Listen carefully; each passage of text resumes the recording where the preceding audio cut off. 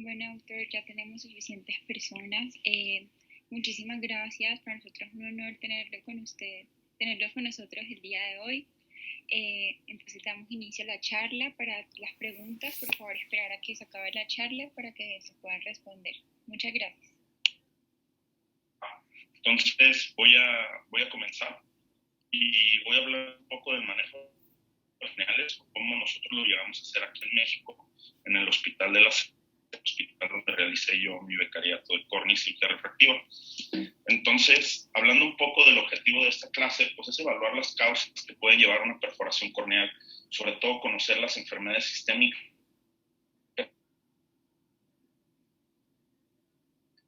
asimismo como la enfermedad sistémica. Vamos a ver cómo lo podemos diagnosticar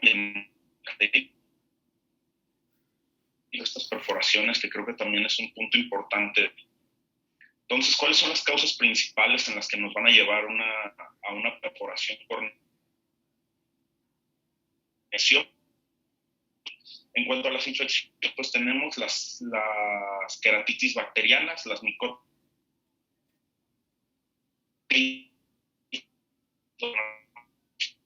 En cuanto a las inflamatorias, tenemos cualquier tipo de enfermedad inflamatoria o autoinmune, como puede ser enfermedades de la colágena, puede ser queratitis ulcerativa periférica secundaria a una artritis reumatoide, la rosácea ocular o las enfermedades de la úlcera de Muir.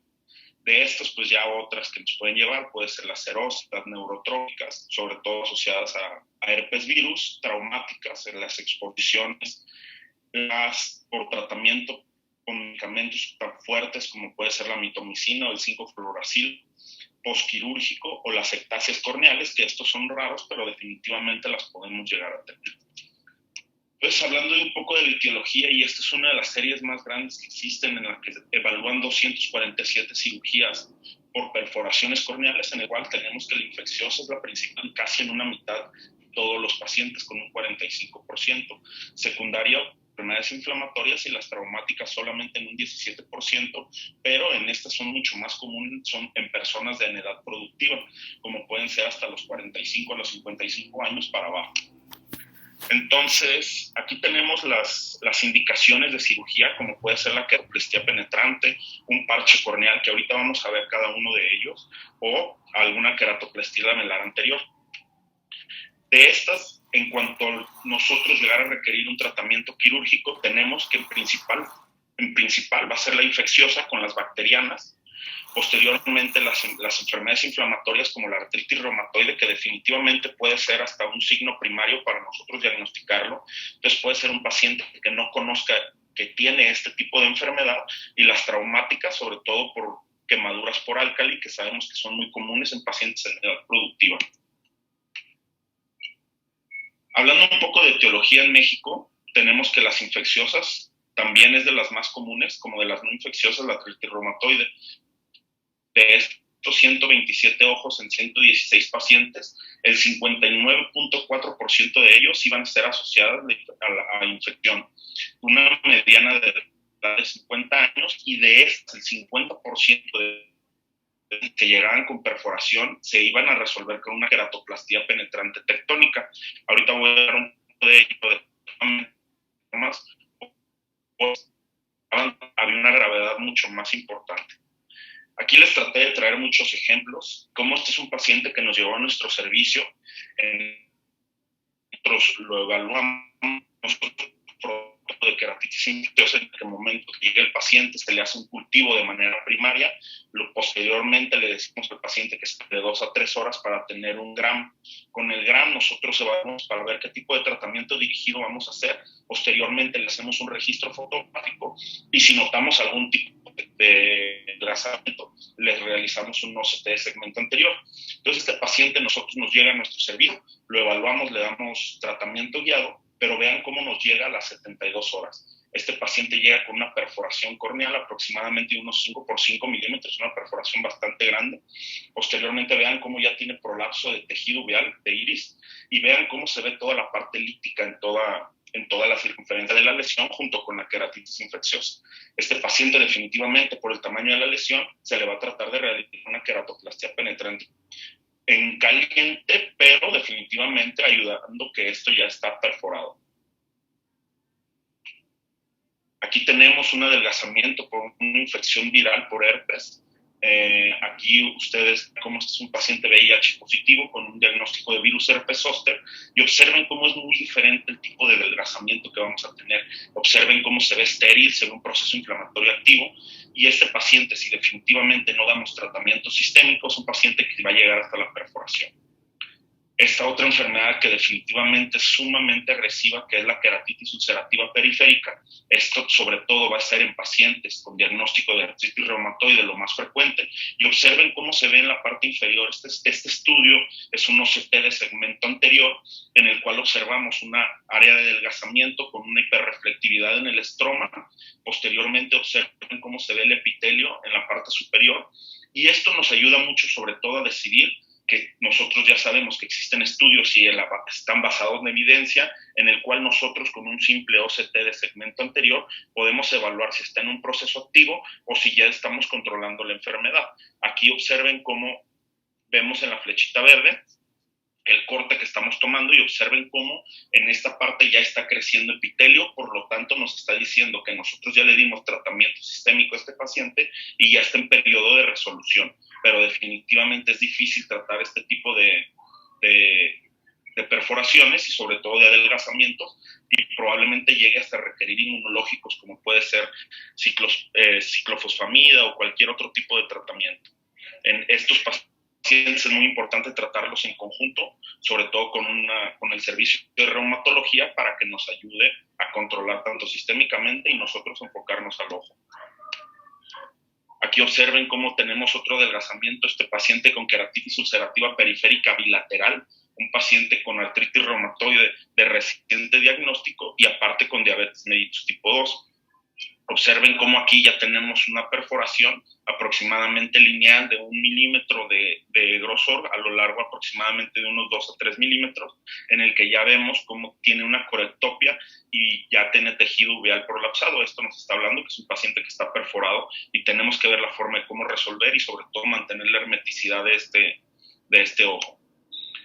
Ahora unas enfermedades un poco más graves como son los síndromes de Stevens-Johnson. Este paciente tuvo tiene una ustedes para aquí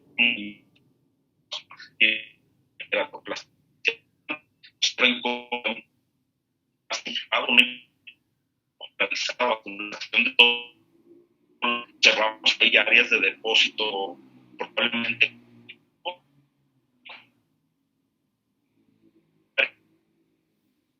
con síndrome de Stevens-Johnson también mucho más agresiva con secundario a valproato de magnesio. A este paciente se le puso un parche escleral.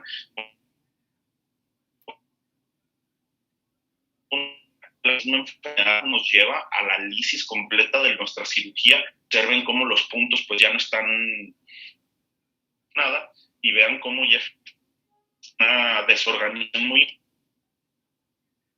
con una perforación, una vascularización muy importante, lo que nos habla que este paciente está teniendo una actividad muy importante de la enfermedad. Estos pacientes definitivamente no es nada fácil tratarlos y como les vuelvo a comentar, definitivamente debe ser tratado en conjunto. Este paciente es una enfermedad de injerto contra el huésped de un paciente con trasplante de médula ósea. Observen cómo aquí nosotros tratamos de resolver la urgencia con un parche de cianocrilato. Sabemos que todas las perforaciones menores de 3 milímetros que no tengan tejido uveal expuesto pueden ser tratadas con cianocrilato. El cianocrilato nos ayuda y es un químico que se adhiere a la córnea muy bien. Nosotros lo debemos dejar que se parezca mucho más a la superficie y nos ayuda a resolver la urgencia en ese momento. Observen cómo este paciente posterior aquí vemos en inferior cómo nos llega y cómo lo resolvemos con un parche de cianocrilato.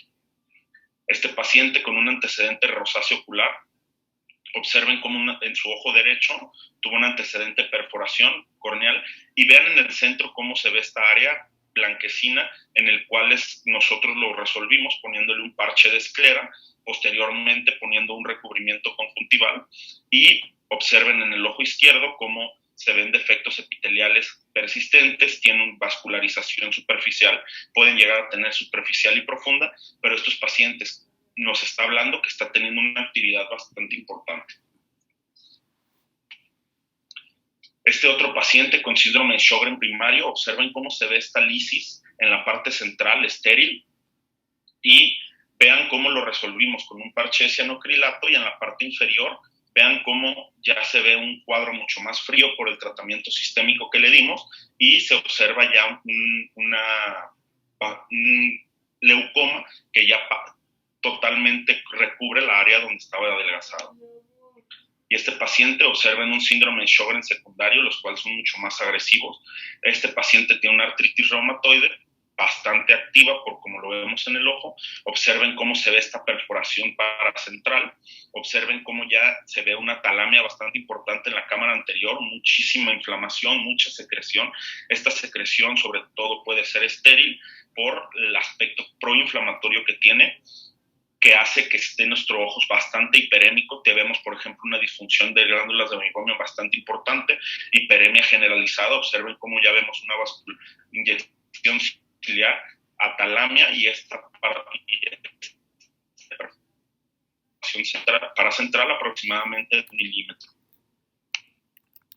Entonces aquí tenemos un paciente en el cual es un antecedente de artritis reumatoide. Observen este adelgazamiento paracentral. Le pusimos posteriormente un parche de cianocrilato para tratar de resolver este adelgazamiento y perforación, pero vean cómo en el centro se observa una parte totalmente adelgazada y probablemente haya exposición uveal. Entonces este paciente ya decidimos hacer un tratamiento quirúrgico en el cual le pusimos un parche escleral con un recubrimiento conjuntival bipediculado. Ahorita les voy a explicar muy bien estas técnicas quirúrgicas para que les quede muy claro cuándo las vamos a indicar, y traje un video de cada una de ellas. Entonces, nosotros estamos en la consulta general.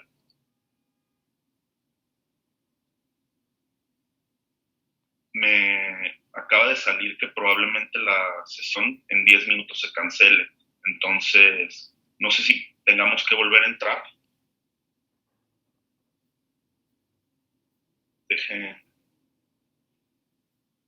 Déjenme quito el recuadro, denme un segundo. Doctor, nosotros sí estamos viendo la presentación. Sí, nada más que sabes que me salió un anuncio que tapa toda la presentación, que dice que terminará en 10 minutos. Qué problema. Sí, a mí también me apareció tiempo restante 9 minutos con 15 segundos. Sí, no sé si quieran, entramos de nuevo. Un momento y intentamos solucionar el problema. Ok, entonces, continuar. Sí, doctor, continúe. Gracias. Entonces, tenemos un paciente que nos llega a nuestra consulta diaria. ¿Cuáles son los principales síntomas que nos va a llegar este paciente? Sobre todo nos va a llegar con dolor, con una disminución de la agudeza visual bastante importante, con un lagrimeo, y probablemente te va a referir que el paciente estaba a lo mejor inflamado, pero tuvo una disminución súbita de la agudeza visual con un lagrimeo bastante importante.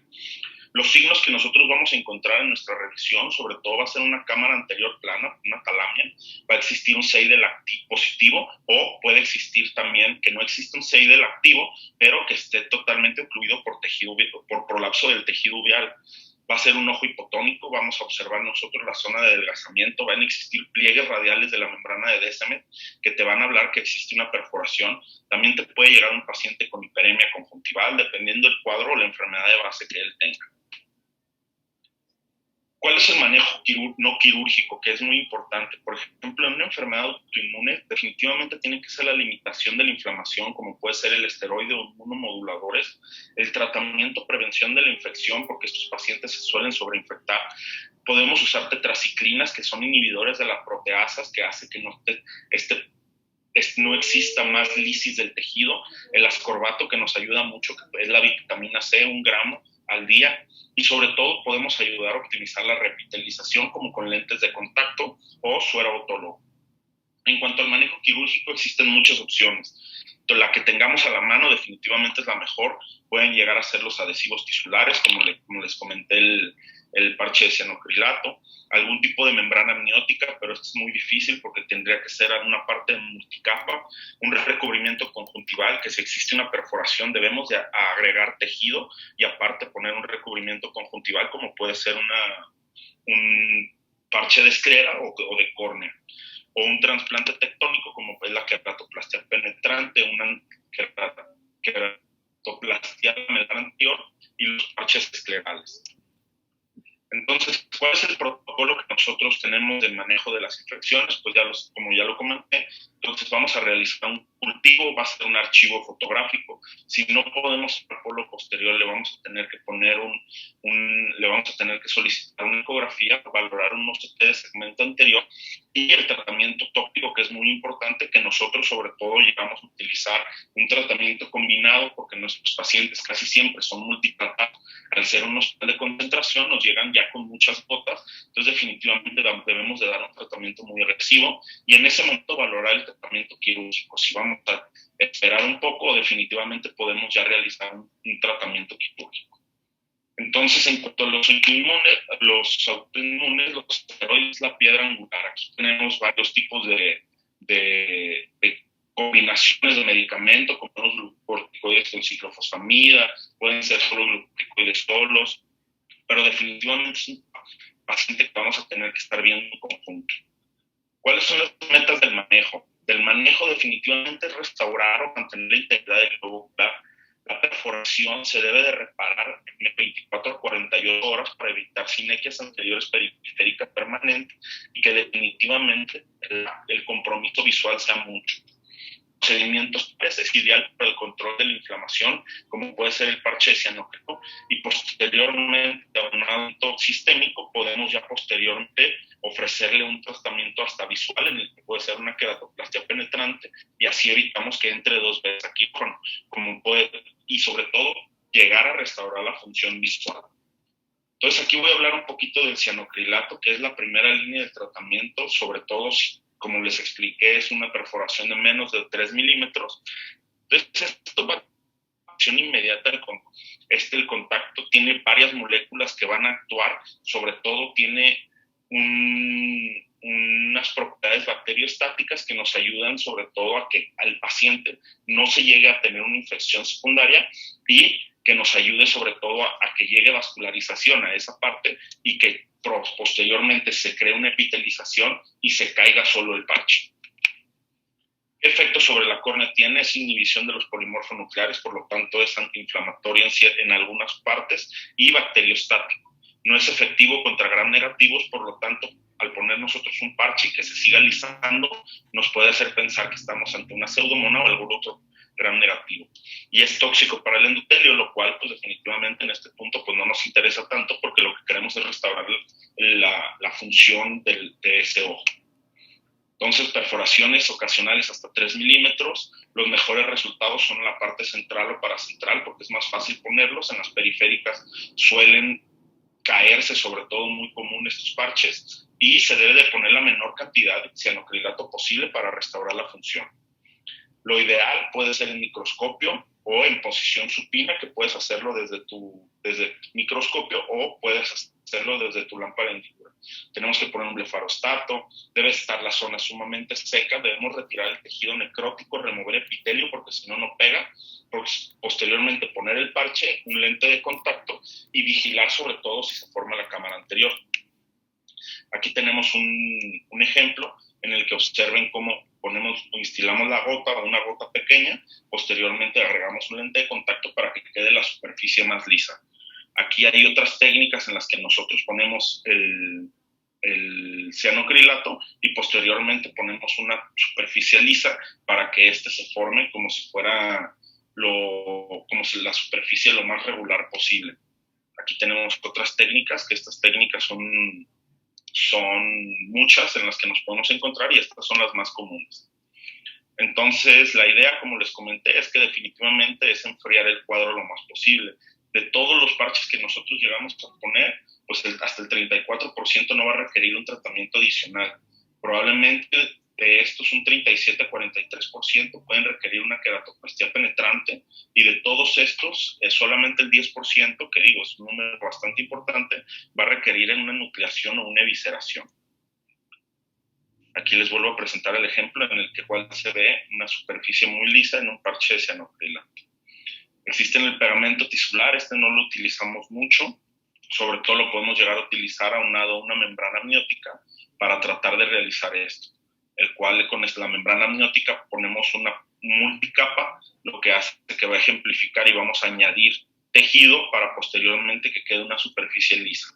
Esto es una técnica que definitivamente nosotros deberíamos utilizar mucho porque nuestros pacientes están sumamente inflamados, es una queratitis infecciosa bastante agresiva, lo cual este tipo de tejido lo va a alisar en muy poco tiempo. Lo más común que nosotros vamos a llegar a tener son los parches. Los parches como pueden ser de esclera, córnea, o hay un tipo de técnica de cirugía refractiva que se llama el SMILE, que es el Small Incision Lenticle Extraction, en el cual vas a sacar un pequeño lentículo en el cual corrige, sobre todo se utiliza para pacientes con miopía compuesta, y este tejido que tú quitas puede ayudarte a añadir tejido en un paciente que puede estar perforado. La esclera, si nos está indicada, sobre todo que en la mayoría de los casos no vamos a tener una córnea disponible, definitivamente la córnea es la mejor rehabilitación visual de este paciente. Debemos de debridar el tejido necrótico y puede acompañarse de un recubrimiento conjuntival. Aquí observen cómo se ve una perforación y observen cómo añadimos tejido para tratar de totalmente reparar esta perforación que aproximadamente se ve como de 3 a 4 milímetros de diámetro. Este que ya les había presentado, otro parche corneal con recubrimiento. Y esta es la serie de casos, que es muy pequeña, en la que se utiliza el lentículo para tratar de estas perforaciones. Observen cómo aquí en la fotografía C, observen cómo se ve ese pequeño lentículo que ayuda a perforaciones bastante pequeñas. Y el recubrimiento conjuntival, muy utilizado por nosotros en el área de córnea, en el cual son pacientes que como tienen ayuda sobre todo al control del dolor. Lo malo de esto es que tiene un potencial de agudeza visual muy pobre. Es un paciente que posteriormente va a necesitar requerir tanto quitarle el recubrimiento y probablemente una rehabilitación visual o realizarle una queratoplastia penetrante óptica. Está contraindicado en adelgazamientos marcados de la córnea que ya está en perforación, y existen diferentes tipos. Aquí les hice una presentación, mi compañera Valentina hizo una presentación bastante buena de cuáles son los diferentes tipos de recubrimiento conjuntival. Como pueden ver, tenemos los 4 diferentes, como puede ser un colgajo conjuntival total, como el Gundersen, y en el cual observen aquí, cada uno tiene su propio video, en el cual voy a mostrarles cómo se hace. Vean, aquí ya tiene una perforación, observen cómo se ve ya totalmente el limbo comprometido en una queratitis infecciosa. Observen cómo la cámara anterior está de este tejido entre necrótico e infeccioso. Realizamos una trepanación. La trepanación la hacemos manual porque es un ojo que definitivamente, o utilizamos un trépano de Weck o otro tipo que no cree presión. Vean cómo aquí realizamos un parche escleral. Empezamos nosotros a poner lidocaína con epinefrina, y nosotros medimos aproximadamente del limbo 14 milímetros hacia el área superior del limbo hacia la parte superior, 14 milímetros. Realizamos una peritomía 360 grados y observen cómo empezamos a disecar totalmente toda la conjuntiva para posteriormente disecarla, que quede, no importa que quede tenon, porque definitivamente el tenon nos ayuda, y observen cómo realizamos un colgajo conjuntival total, en el cual, pues como pueden ver, es un pronóstico visual sumamente pobre, pero que definitivamente nos ayuda mucho a enfriar este cuadro. Y para darle un poquito de velocidad, les voy a poner los otros 3 videos, en el cual observen cómo se utiliza la misma técnica en diferentes ocasiones, pero cada uno con una diferente, como puede ser el bipediculado, que ahorita lo van a observar, el cual se hace una pequeña tira, el solamente pediculado, que si se fijan tiene una perforación periférica, en el cual solamente vamos a bajar un poco de conjuntiva y un avance conjuntival. Observen cómo en cada una de ellas tiende a ser la misma técnica, pero totalmente guiado hacia el área de la perforación. Vean cómo en el pediculado Lo único que hacemos es disecar la conjuntiva, ponemos pegamento tisular, que puede ser pegamento tisular o puede ser sutura con nylon 10-0. Ven cómo el avance conjuntival, cómo quedó. Observen cómo se ve el bipediculado y la diferencia con un pediculado normal.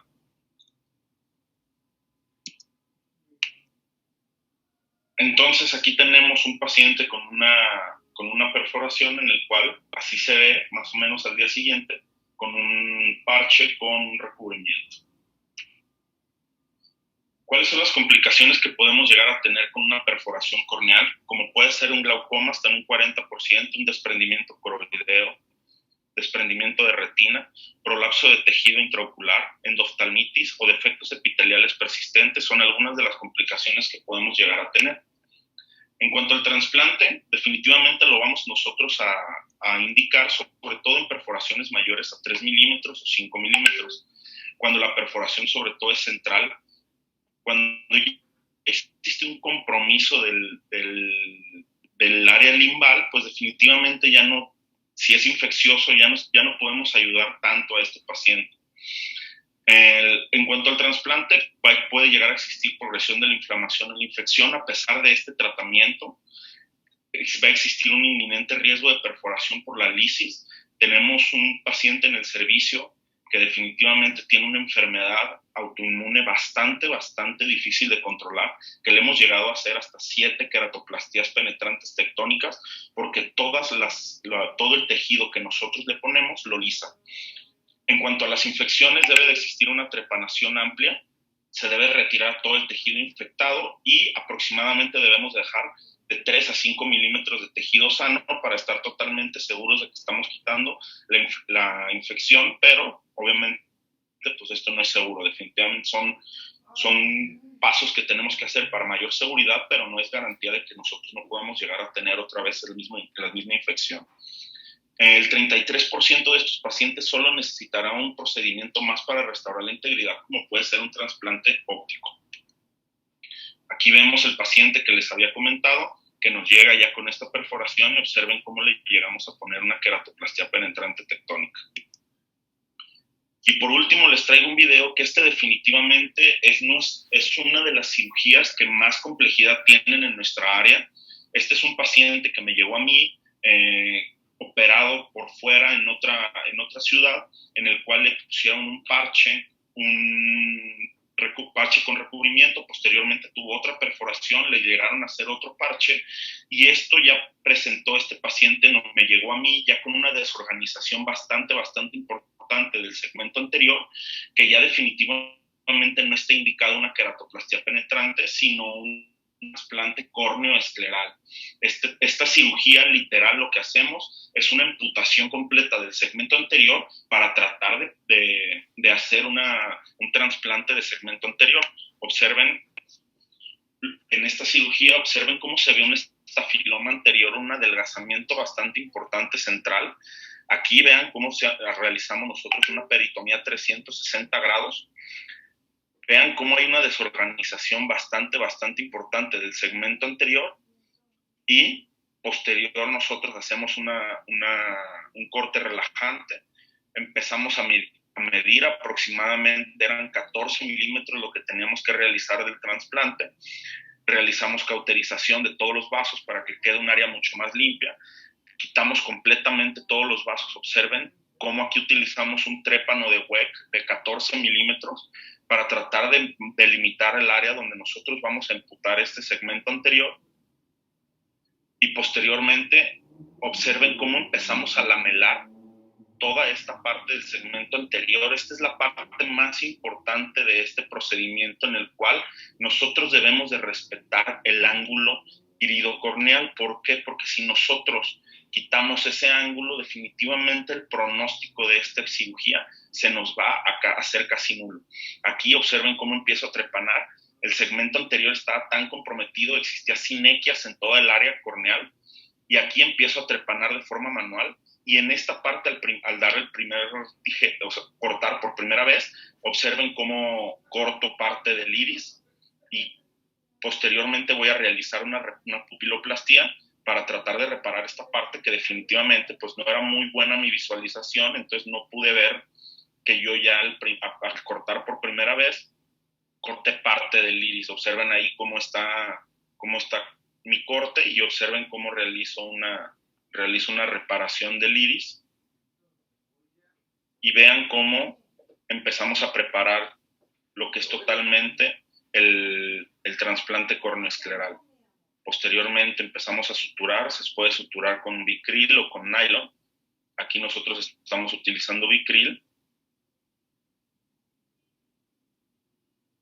Y observen cómo ponemos una burbuja de aire para formar cámara, cerramos totalmente la conjuntiva y esto es nuestro posquirúrgico inmediato de un paciente que definitivamente pues tuvo una cirugía en la que se reconstruyó totalmente el segmento anterior. Entonces, como conclusiones que tenemos, definitivamente debemos de saber dominar los protocolos de perforación corneal, tanto como puede ser la traumática, como puede ser la infecciosa o la inflamatoria. De todo esto, la parte más importante que se tiene que hacer es restaurar la integridad ocular lo antes posible. Si puede ser en eso, definitivamente estamos ante una urgencia.